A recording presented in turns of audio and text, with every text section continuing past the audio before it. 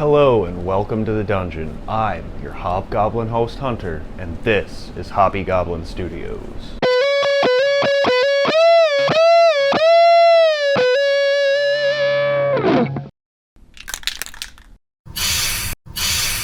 I want to preface this video by saying that this and the previous two videos on the channel were filmed almost a year ago now. I hadn't intended to post this video.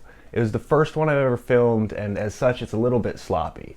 I was still learning how to build on camera, so there's a lot of stuff that pops out of frame, and when I do get things in frame, my head comes in and covers up a lot of it. This is the last video in my backlog, and starting next week you guys are going to be seeing a lot of my current projects, and hopefully throughout those you'll be able to see a lot of the stuff that I've learned about filmmaking, and it should make the videos a little more interesting. I hope that it shows. I decided to share this video with you because it's not often that we get to see things that are not polished on the internet. I feel like it's very important to show people that when you're first starting out with something, it's not going to be pretty right away.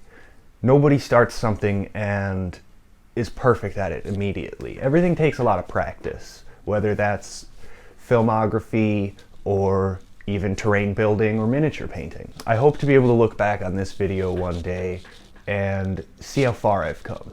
With that out of the way, let's get right into the build.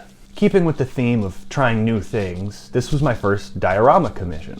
A friend of mine had another friend who collects superhero action figures, and he wanted an alleyway to photograph them in. This presented me a bit of a challenge in that I'm used to working in 28 or 32 millimeter scale, and these figures are about 6 times larger than that. I decided to tackle this build the same way I would anything else, and to also take the opportunity to try out some new materials that I normally wouldn't be able to use.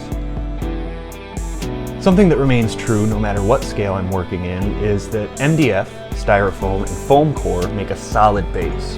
Starting with something I'm so comfortable with was a great way to get my nerves calmed and keep up the excitement for the build. Just like on the board build, I use spray foam to fill in any gaps in the styrofoam base, and then trim everything to fit.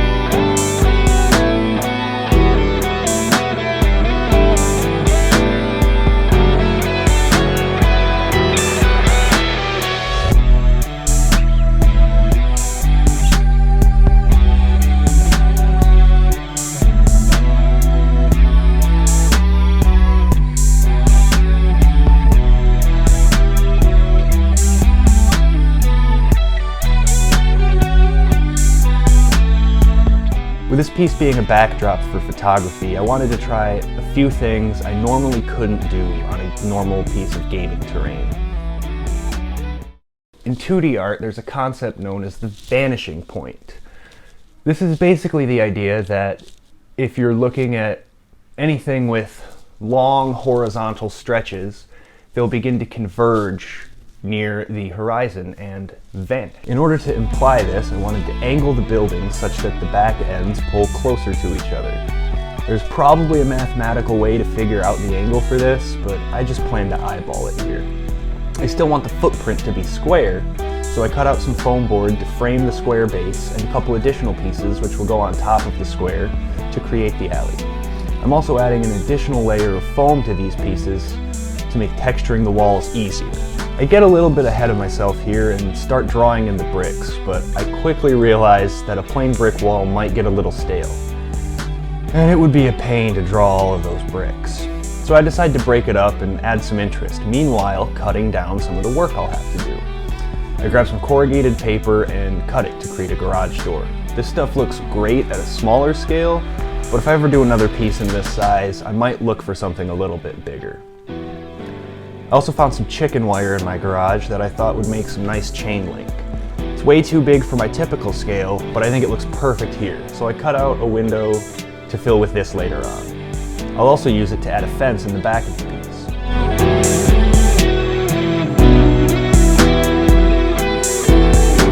With that figured out, I can get back to the bricks.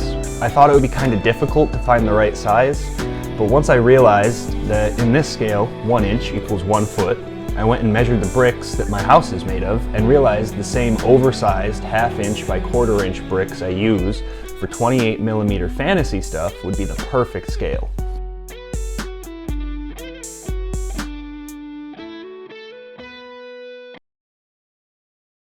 paint job on these bricks is nothing fancy. Quick base coat of a deep brown red and a couple of dry brushed highlights. But it doesn't have to be much more than that, because the other wall is going to have quite a bit more going on, and I don't want this to end up being too busy. It is just a background after all, and the focus should be on the miniatures being photographed in it. So while I finish doing that, let's take a moment to tell you guys that if you like what I do here and you want to support the channel, it would mean the world to me if you could like and subscribe. Also, go check out my website, Hobb-y Studios, to see some more of my work. You'll also find a form you can fill out to inquire about commission work if you feel so inclined. I'll leave a link in the description. With that shameless self-promotion out of the way, let's get back to the paint job. The garage door is a little bit more detailed. I base it brown and dry brush it with silver, stippling on some green, to imply rust and scratches. Then it gets green, brown, and orange washes to show rust and grime streaking down it after years of exposure to the elements. Still fairly simple, but a bit more work than the bricks.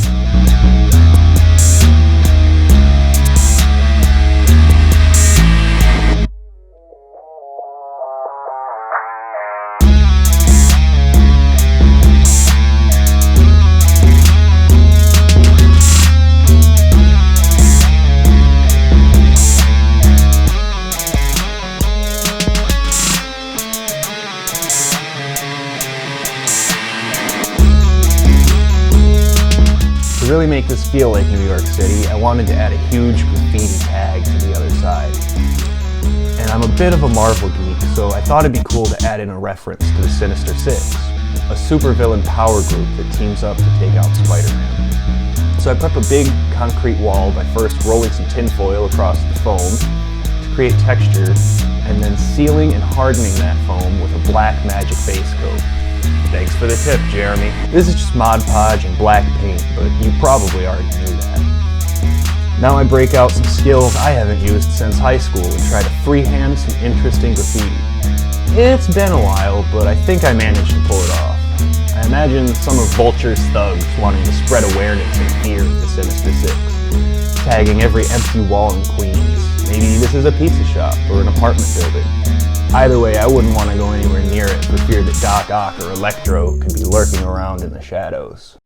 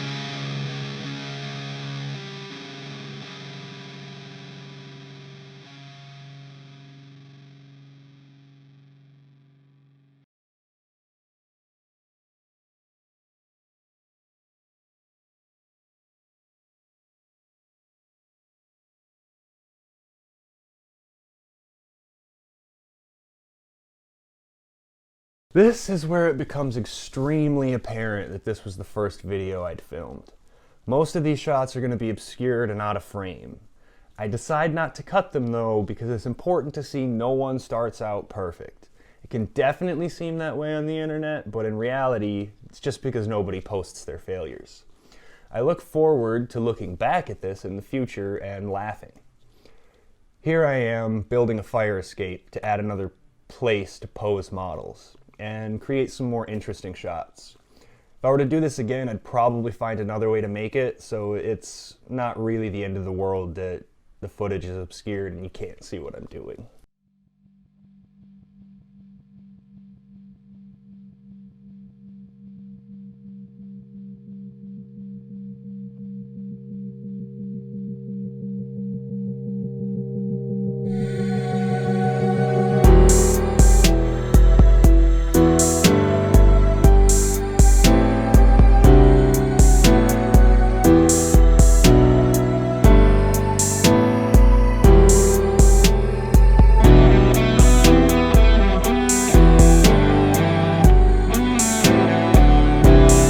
Finally in place, I go ahead and apply some rusty colored washes and let them streak down the walls.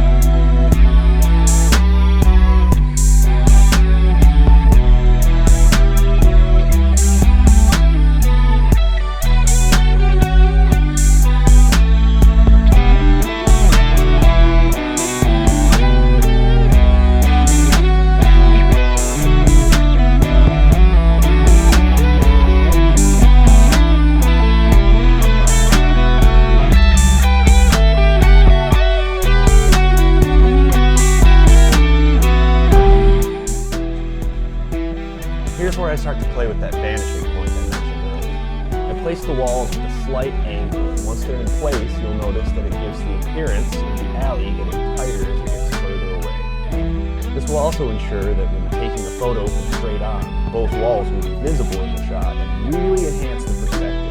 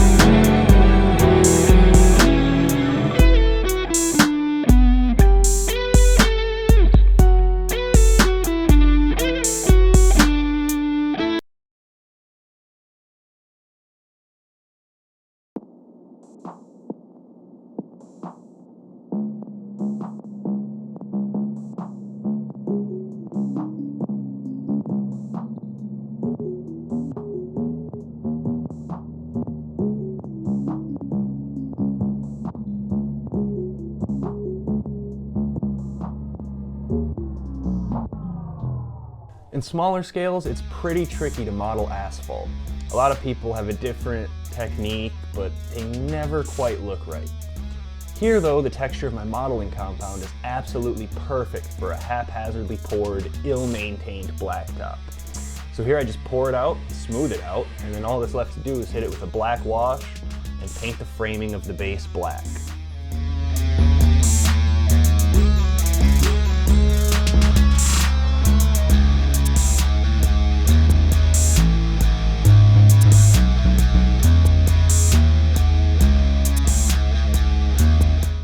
before I show you guys the final product, I wanted to add this disclaimer. I have zero clue how to pose these figures. Anyway, enjoy.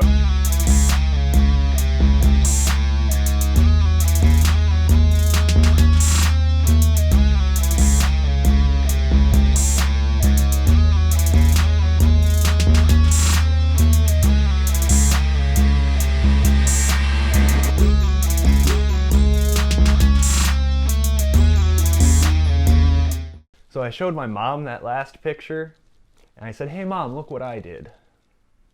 She genuinely thought I went and tagged a wall, so that felt pretty cool. And I hope that I can help you guys to have that same sort of experience when building any sort of diorama or piece of terrain. Anyway, thank you guys so much for watching. I know this might not have been the easiest video to watch. Things weren't really in frame. There were a lot of wonky angles. But like I said, this is the end of my backlog, and starting next week, you guys are going to start seeing some of my more current projects, and I think I've learned quite a bit about how to film building these things. I've got some really cool stuff coming up, so don't forget to like and subscribe to make sure that you guys can see when those new videos come out. Until next time, keep on crafting.